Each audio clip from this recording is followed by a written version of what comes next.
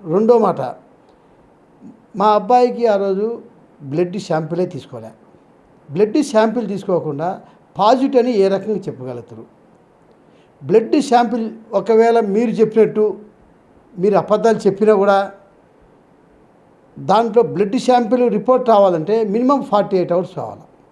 మేము ఈరోజు ఆ రోజు సాయంకాలమే ఢిల్లీలో ఎయిమ్స్ పంపించి వాస్తవాలు తెలుసుకోవాలని చెప్పి పంపిస్తే అక్కడ బ్లడ్ ఇస్తే అక్కడ 48 అవర్స్ తక్కువ బ్లడ్ ఇవ్వలే.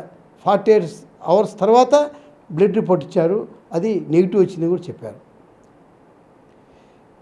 ఇంకొక విషయం, యూరిన్ ఫస్ట్ తీసుకున్నారు.